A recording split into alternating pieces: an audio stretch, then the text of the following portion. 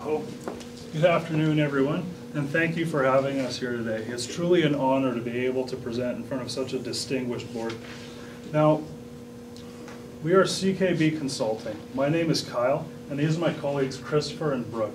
This afternoon, we're here to talk about the future of your company, Orbis Investment, as you move into the Japanese market. Before we get into the heart of the matter, however, I want to tell you about the oldest story in the world. It's called The Hero's Journey, and it starts with a young protagonist who comes from nothing and is called onto a journey.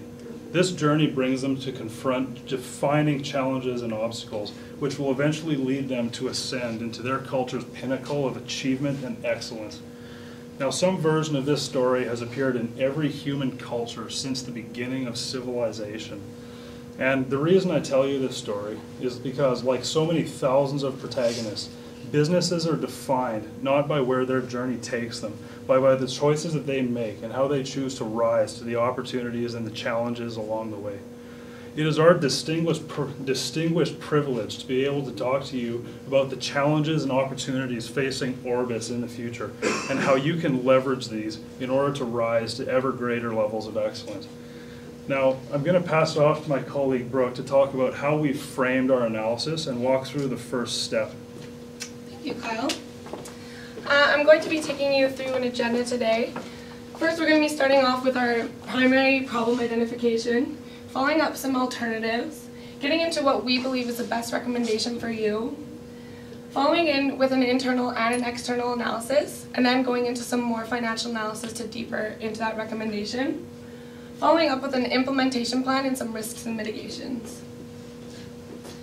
The primary problem that we've identified for you today is which option will yield the best result, either through internal expansion or through external expansion. So an internal expansion would be to start operations from scratch in Japan. This is going to be a great way to get the culture integrated into Orbis's company from the beginning of the whole entire expansion into Japan. The other alternative would be buy an existing firm already in Japan, which is going to cause some culture meshing, which isn't going to always work, which is one of your guys' main philosophies, is getting that culture in. We are going to recommend an internal expansion into Japan and building that company from the ground up. Some strengths that we've identified for Orbis are the strong fund performance, the fact that their clients don't have to pay an initial fee to be a part of Orbis is a great and really strong thing for your clients. Also, the diversity of markets. This is a global company already, so having that experience in entering new markets throughout all of global markets is going to be a really great strength. Some of the weaknesses are the limited experience in the Japanese markets, but because of that experience in entering into new markets, it's not going to be a problem. Some opportunities in going into the Japanese market are their market expansion. Right now there's an NISA, which is a tax exemption in Japan, which is going to be great for new clients and getting that initial wanting to invest money. So getting into the Japanese market right now is pivotal. Some threats are competition. Obviously other companies are going to want to enter into this market with that new NISA. And also the requirements to operate in Japan are quite high and a little bit tough right now, but through due diligence and getting that requirement set out is going to be okay for Orbis if you follow the right steps. I'm going to pass it off to Kyle for some financial analysis. Thank you, Brooke. So before we get into the numbers, we're just going to look at the pros and cons of each of these options. Now, Orbis is an extremely strong company. Like my colleague Brooke mentioned, you have consistent performance in your funds.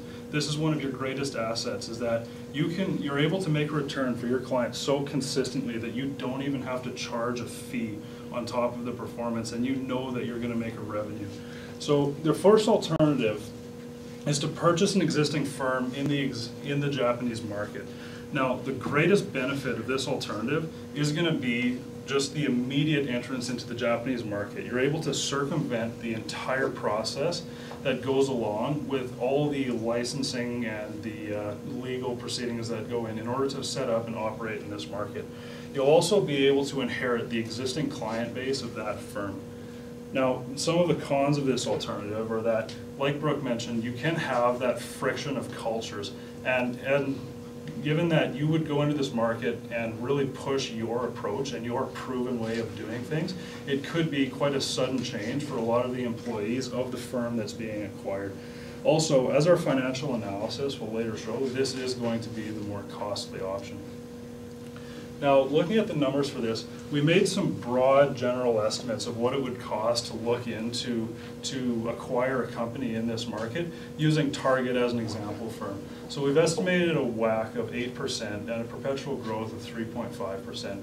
Looking at the current cash flows for Target, this is a present value of $26 million Canadian after the cash conversion. We've also done a comparables analysis on the market averages as well as Target's performance, which gives a valuation of somewhat lower, which is $12.3 million Canadian and $8.4 million Canadian. Now, there are some discrepancies in this because they are quite broad estimates and there isn't a whole lot of specific data available.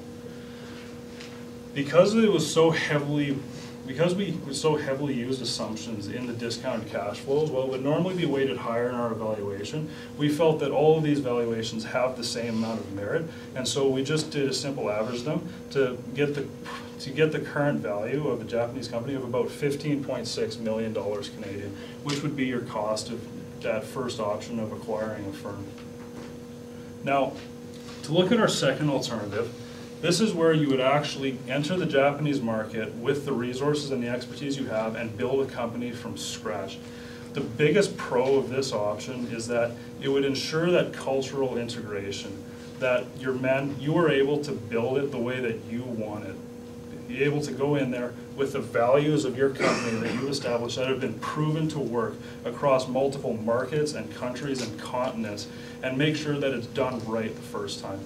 It's going to be less costly, as our financial analysis will show as well. Now, this is the riskier option, and the biggest risk of that are all of the uncertainties around obtaining that license to be able to set up and operate within the Japanese market, which I'll expand on later. Now, just to run the financials for this, we've just taken the estimates of the costs and fees associated with entering this market, as well as the deferred income that you would be, as it is an estimated 1 year before you would be able to establish that license. You would be deferring, based on the Target's operations, about $1 million in Canadian of income during the process of setting up within that market and getting started. So, contrasting these options against each other, really what it comes down to is risk. It is more risky to start up a company from scratch than it is to buy an existing company in the Japanese market. And just as the fundamental principles of finance will tell us, it's really a trade-off between, are you willing to pay in order to reduce that risk? And really what these weightings are going to show is that Orbis is a strong enough company that you're able to handle that and you're going to be able to expand strongly into that market. The three biggest factors we felt were important to take into consideration when evaluating the options are the cost, obviously, of entering these markets, the risks associated with, and the organizational culture, which is so important to Orbis, in which you have founded your company on very strong key beliefs that have allowed you to attain the performances that you've seen to date. So for this reason, we chose to weight organizational culture as the highest, the risk of it in the middle, and the cost is the lowest. Is going to be the is going to be the least costly option, whereas buying an existing firm is going to cost more.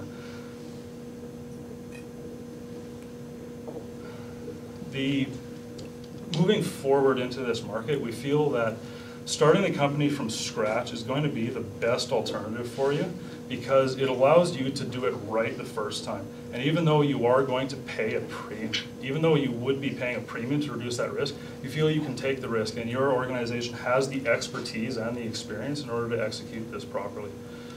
And now I'll pass it off to my colleague Christopher to talk about how best to implement this option and how to circumvent some of the risks that are going to come up.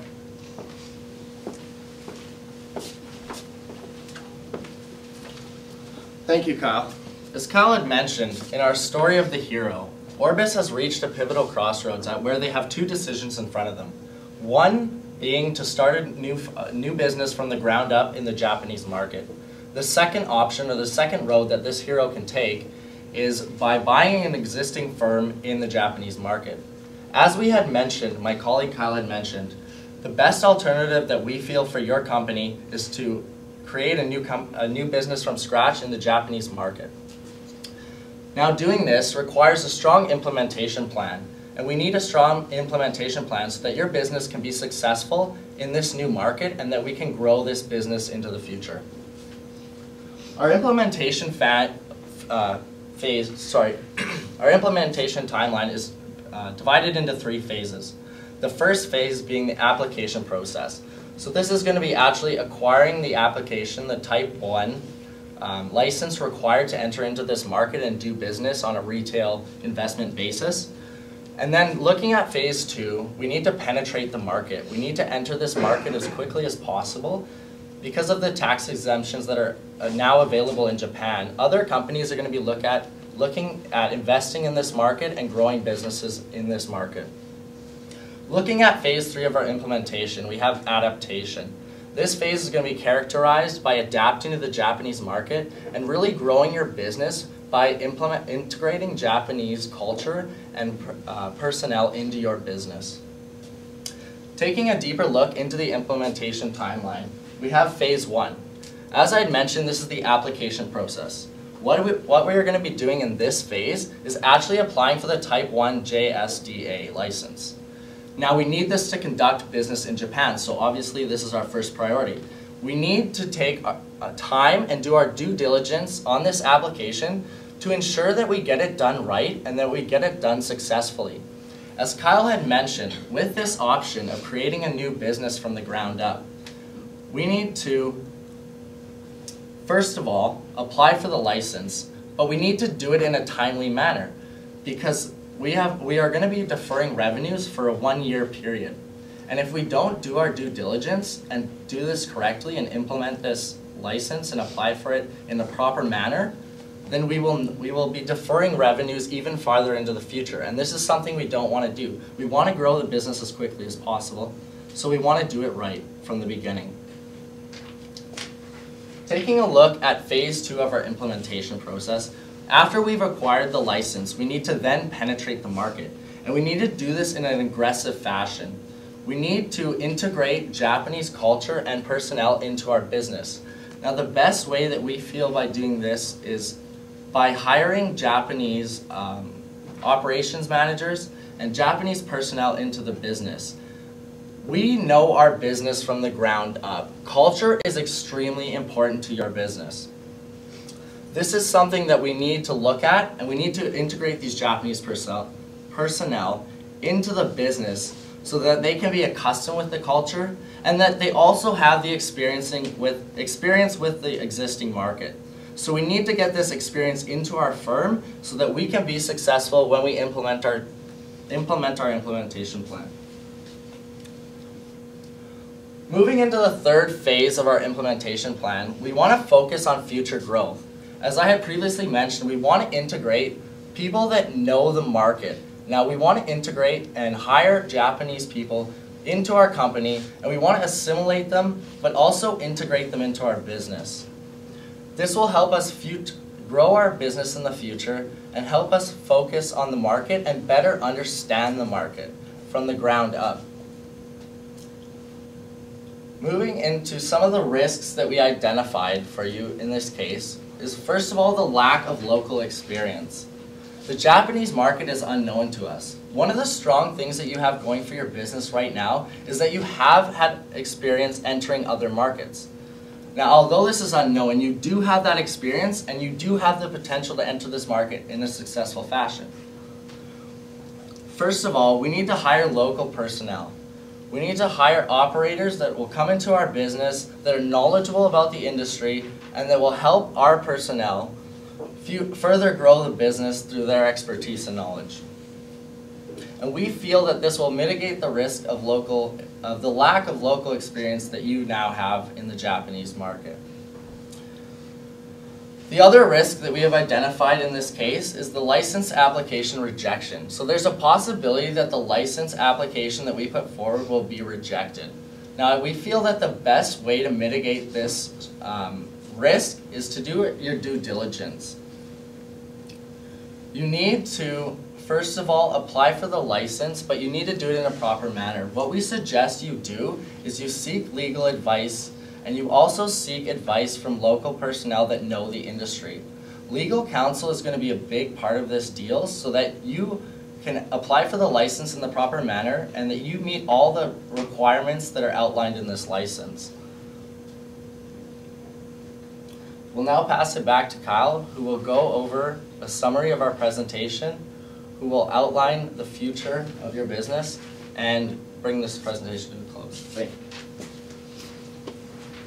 Thank you, Chris. So, to summarize what we've talked about, your business really faces two decisions: whether to grow the business from the ground up within the Japanese market or to acquire it, aggressively taking over a firm in the Japanese market. Really, the advantage of taking over a firm would be to be able to start your operations immediately and mitigate all the risks that's associated with finding the licenses and building your business. Orbis has a history of strong performance, experience, and expanding into international markets. And while you haven't experienced Japan specifically, you have expanded across several other nations, and you have a lot of experience getting into this pool. Going forward, the best alternative for you is going to be building your business from the ground up and really being able to do it right the first time. While you would pay a premium to reduce the risk from before, that's just not necessary for a company that's as strong as Orbis.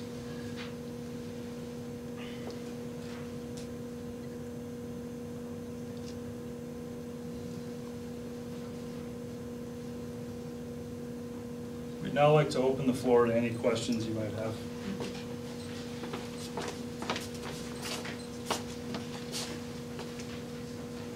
Can you talk to your second phase, the market penetration phase, and maybe just talk about the time and the money that you may need to spend to get the market penetration that you require? Yes, in the phase 2, we're going to actively penetrate the market. So by doing this, we need to look at people in the industry and in the market that really know the market.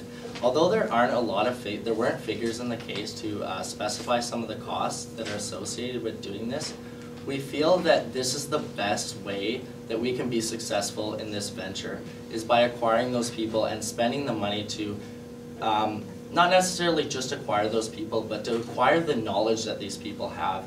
And by integrating them into our business, we feel that that will be the best way to move forward, and that will be the best way to, again, gather that knowledge, bring it into our company, and use that to our advantage to further grow this industry. Just a quick question. I think you mentioned that startup is the less costly of the option. So what about the whole marketing aspect and the cost related to that, and the brand is not recognized? Do you think that overall it would still be, I'd just like to hear you talk about that. So really, a lot of that marketing cost and that brand recognition would still be incurred even if you purchase the Japanese firm. Because really the biggest advantage in what they have there is the existing licensing that would allow you to set up and operate in that market immediately.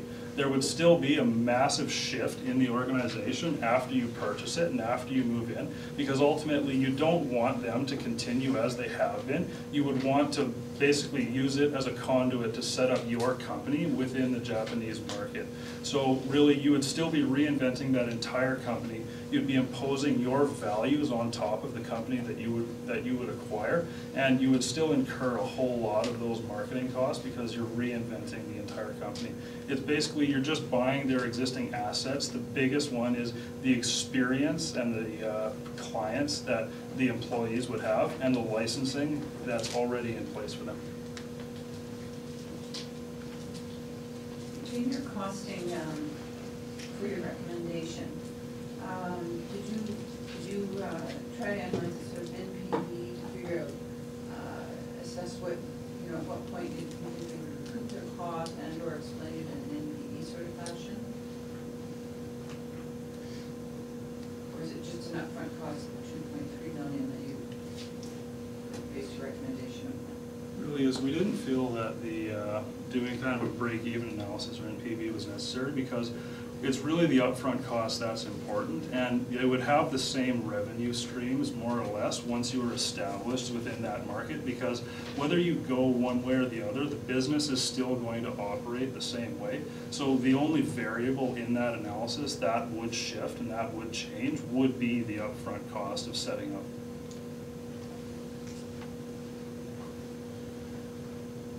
Just a little bit of clarity required on my part. On the application process, were you proposing that you would make application for the type 1 JSDA prior to boots on the ground in Japan? Yes, we were going to, the first part would be applying for that application before we would start getting ourselves into the Japanese market, because if we don't acquire that license, then there's no way for us to actually penetrate because of the laws and regulations because of that. You mentioned NISA being an opportunity. Obviously, in any product category, so to speak, the market's pretty important. If we build this as buy, can you talk a little bit about the time it might take to find the people that we need, and where that puts us once we find those people, how far behind? So really, the NISA represents a short-term opportunity in the Japanese market. It has created a whole lot of market share and demand from the general public for the kind of securities that you offer. However, really, your focus, both in investing and growing the business historically, has been in the long-term, strong, sustainable growth. So really, we're looking at the long-term strategy going into this market rather than just capitalizing on what short-term opportunities might exist. And while finding the people and getting everything in place is going to set you back somewhat, we feel that long-term, your company is going to be able to perform within this market.